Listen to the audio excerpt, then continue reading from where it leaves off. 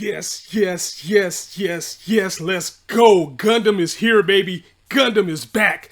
Ah, yes. What is up, everyone? It's your boy Infrar-Ed. Welcome to the Scout Reports. Today I'm bringing you an anime review of the long-awaited return of Mobile Suit Gundam, Blooded Orphans, Season 2, Episode 1. Even though that could be a little bit confusing because this series was kind of planned to always be 50 episodes and they broke it up into 2 seasons. So technically this is like episode 26, but it's listed as season 2, episode 1. Either way, I'll probably use both anyway. Most important thing is this series is back and I have been waiting for this series to return. I mean, Gundam was a leftover from 2015, so it left us in January. It left us after the winter season, and man, it's just been too long. This wait till October was just too long, too excruciating. I can tell you that it is great to be back. Let's take a breath of fresh air and enjoy the greatness for the return of this series. Now, if you want to watch this legally, because you should, it is on daisuki.net as well as Hulu. That's how your boy watched it. Of course, there's ads there and everything. Same in Hulu. Either way, you still get the episodes. You get to support this legally, and we can keep getting that greatness. So I know you guys are here for the breakdown for the return of this series, so let's get down to it. Starting off with the beginning in a beautiful widescreen letterbox shot of Orga and Mikazuki at the farm over the graves of everybody that they lost in that last battle and the battle in general that took place in season 1. As Orga looking like a boss now with the Tekkadan jacket and the suit, contemplating his next move as they're going to grow. They're going to grow up from where they are. They are officially a part of Teiwaz now. Tekkadan is officially a part of Teiwaz, and Orga knows that there's people on that farm that's going to want to come with them, but he vows to return as a better man and to save everybody he can from the orphanage that they grew up from, because these war orphans had nowhere to go until Tekkadan made their stride. But he also questions if Biscuit would be happy with what he is doing right now. I think he will be. And then we of course get Mikazuki saying, if you continue to move forward, then I'm going to move forward with you.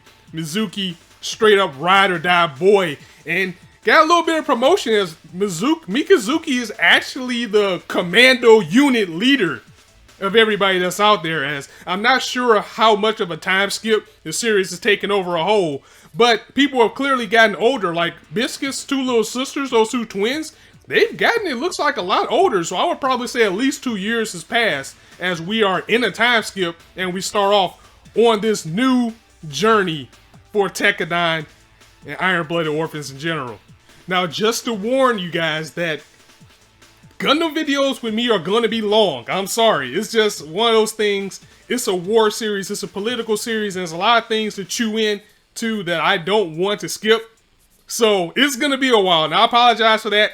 But hey, at least now it's going to be a much better review than it was when I first started doing reviews back in like March. So, and if those of you that don't know, Gundam Iron-Blooded Orphans was actually the first series that I started reviewing. I mean, technically it was a race, but those 2 were running at the same time, and I actually started reviewing them at the tail end of both of those series. It's probably like the last 3 or 4 episodes, along with Durarara X2 Ketsu. So again, this is another special place in my heart for me to be back to something that got me started on this path of YouTube conquest with a series that started off for me. So with Gundam, let's get into the episode itself, as the first half of the episode was pretty much a season 1 catch-up and to let you know where things are now. Like, for example, Makanai, he is now the prime minister of Abaru. So after the battle that went on with Galahorn and their corruption has been brought to light, that made big moves for him, put him in a better spot. Kudelia, she is now like over like a business that is shipping half metal across, you know, space, across Earth and everywhere that you pretty much can. And she has hired Tekkadan exclusively to be her guards. Tekkadan has also gained a lot of fame from the battle that they had with Galahorn, and they are now official military advisors. So people can pretty much bring them in to be their goons. But now it's a legal job that they get paid for, something that they can have pride in instead of just being war orphans just used at their disposal. So that's where things are set with that. I mean, we got to catch up with a lot of people in this episode, as Again, Kudelia is now making moves on like the market to get them up. You got Orga. Orga is now getting into his new role as a leader, as he belongs on the battlefield. That's where his heart truly belongs, but he is trying to fit into the structure of being a businessman. And even though he still has the guidance of Naze and the rest of the turbines and Tewaz watching over him, he still wants to be his own man and make his own claim and rival them, or maybe even be better. So it's still good to see that he has that goal, even though the well-needed support from everybody that they're getting is still at the forefront for him. Tekkadan has also opened a branch on Earth, so this explains where all of the new characters are coming from, as they have recruits just like everything else. And Kudelia has actually opened up an orphanage on the farm, fully flourished, fully supported for the kids and for kids like them to have a better life. So it's really good to see that Tekkadan has flourished and things are looking up for these kids in this type of world. Of course, we know things won't always be that way, but to see them finally get the finer things in life, you know, got an orphanage somewhere they can stay, they can be fed, get bathed, learn how to read, all the things that they worried about and couldn't do can now be brought to light, thanks to the battle that now made Tekkadan famous that took place at the end of season 1. On the other hand, Galahorn is on the complete decline after the war and their exposure for being corrupt. And with power comes more power always in the struggle of battle, because after the Barbados was shown, and you know, you have the Guisin, you have the Grazes, and all these things have now come to light, other units around the world are starting to dump more money into their own suits, finding their own Gundams and getting ready just in case they're attacked, as now mobile suits are beginning to be more and more advanced. Even on Tekkadan's side, they have the money that they need to get better suits and things like that, but now you're going to have other powers with suits just as strong or stronger at the very least, the Grazes that Galahorn had in season 1. So that's going to be interesting, as I think this season we're finally going to see the Barbados in a little bit of a struggle. So Mikazuki's a boss, we know that, but it's times that he may have got through battles a little bit too easy. So maybe we'll actually get to see some more suits come into play that can rival him as a Gundam master. But overall, it felt so good to see all these characters once again. It truly was heartwarming. And to see where everybody stands in this time skip that we've taken, as a couple of characters are now in better standing. Like, for example, Shino is actually a drill sergeant now to the new recruits. And, you know, he kind of gets talked to a little bit, like, don't be so hard on him or you're going to be just like the scum that we used to hate. And he's like, nah, don't worry about that. I'm just softening, just making sure these guys don't get too soft out there in the war. Also, Tekkadan itself has better suits. You know, last time they were just out there in those mobile workers. They actually have Grazes now. And the girls from Tewaz, Ozzy and Laughter, they're actually in charge of battle training. We're training the recruits, getting them up to par, getting them fighting out there in these new suits that are called Shindens. And they don't run on the AV system. And the new recruits, they're kind of wondering why. And, you know, they know that the older recruits, you know, Mikazuki and the rest of the guys, and Mikazuki is now actually called the Devil of Tekkadan. They want to be just as strong as them. But Shino comes in and he basically says, look, we didn't choose to have these things put on us. If you fight hard enough, you can be just as good. That's what we want to achieve. We don't want anybody to go through what we had to go through, especially on purpose. We're going to make our own power and we're going to make our own way into the future, the right way, the clean way, starting with you guys. Now, a lot of focus was placed on this new character. It's like the kid that has like the white hair you saw in the trailers, which is interesting. And I don't know if they said his name. If they did, I missed it. But there is actually a side story to Blooded Orphans where this particular character has his own mobile suit. So I'll be interested in knowing if that's going to come into play. But they did focus on him a lot, as he's the new guy. And right now, honestly, he's probably the unlikable character who's going to get a lot of development, or at least a little bit, as he just wants to jump into the battle, and he doesn't understand what Mikazuki and the rest of the kids have went through. As he's like, I wonder what's so special about this guy, and why do they call him the demon? Well, it's because he's a freaking beast, that's why.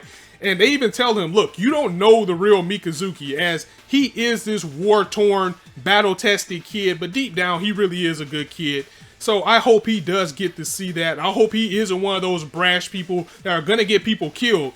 Even though you know how this works, I think that is what's going to happen with him. It was nice to see a little bit of focus on him, as I think at some point, or maybe an episode or two, is going to shift to maybe this character alone. We might even get that mobile suit, because there's definitely a gunpla out there for the suit that he uses. So that's going to be fun to see as well. But of course, you know, when things are looking a little bit too clean, that's when the danger always comes in, as Kudelia has got herself into kind of a power struggle with another company over the half metal and a falling out. And this guy is actually calling someone to actually ambush Kudelia. Of course, thankfully, Orga knew something was up, and he says to Mikazuki, I want you to escort her personally on this trip, as they're going to send the new recruits on their first mission. But of course, you're going to need some extra muscle. And of course, Akihiko and Shino is there. But of course, things always come to an end when things are too good, as a new League of Pirates by the name of Dawn Horizon comes in and tries to take the half metal, which I'm pretty sure that guy is responsible for having this set up on Kudelia. But it's more important of who is he working for, or is he just trying to get it on his own. Of course, the mobile suits are going in, and of course now Teiwaz and Tekkadan have a better battle on their hands with more mobile suits. However, these pirates were waiting for the devil Mikazuki to show up, and boy did they get it, as he comes in with the new Barbados Lupus looking clean. Oh my god, I need this model. He got his new weapon. He came dropping down from the sky, taking him out, still being Mikazuki the Beast with the countdown going into beast mode like, oh, that's 5. Looks like I got 5 more as he's ready for battle. That takes us out the episode, and oh my god, that new Barbados looks so clean. I cannot wait to get into it. Now, the opening, I'm actually going to put up another video as I'm going to dissect the opening, because there was a lot of things in there that I saw that I want to dive into, but I don't want to make this video longer than it needs to be, so look out for that video at some point today as I break down the opening. Now, of course, nothing's going to top Raise Your Flag. I mean, that song was just too awesome, and the second opening, Survivor, was good. It grew on me after about 2 or 3 episodes. The opening that we get for this season is definitely good, very enjoyable. I liked it from the start, so we'll just have to see where it goes from there. Also, this was kind of a slow build episode, and that was expected, as you have to get caught up after being gone away for so long. But it was interesting that they waited until the very end of the episode to show us where Galahorn is in this war, or after the war, as we finally get to see a glimpse of all 7 of the 7 stars. And of course, Farid McGillis is now the leader of the Farid household, and he's still crafting his plan from within as well, so that is very interesting. Again, definitely check out that opening video, because I'm going to dive into a little bit more of his intentions there. But pretty much the 7 stars are in turmoil, and McGillis says, you know what, send me in, I'll take care of these pirates myself to get the name of Galahorn back in good standings. Also, he says that, you know what, I have somebody that I can send out to do this, and I'm pretty sure that's Galeo. But he says, I don't have any friends. And we remember that the deaths of Carter issue, as well as Ayn, is solely his fault. And it was all his plan, as he plans to take down the 7 stars from within and take it all for himself. So that was the first episode of Blooded Orphans Season 2. A very clean start to Season 2, and I cannot wait. A fine episode, a fantastic episode, definitely on par with the first episode of Season 1 to get you hyped and ready to dive into this Gundam world. And Gundam is one of my all-time favorite franchises. I love the political gray areas and everything that this series brings. Of course, I love the fighting, but it's the things that make you think, it's the things that make you wonder, and it's people like Farid, who isn't exactly wrong, that makes it all worthwhile, as I feel that Farid is the best Char clone since Zek Marquise of Gundam Wing. So, okay, I'm going to go ahead and get up out of here, guys. If you like this video, go ahead and drop it a like. If you want to hear more, go ahead and hit that subscribe button, as there's not a shortage of content for you guys to indulge on this channel, especially with this loaded fall season ahead. And as I always say, you guys can be anywhere on YouTube right now, but you chose to listen to me, and I really appreciate that, so thanks for stopping by. On that note, it's your boy Infrar-Ed signing out. See you soon.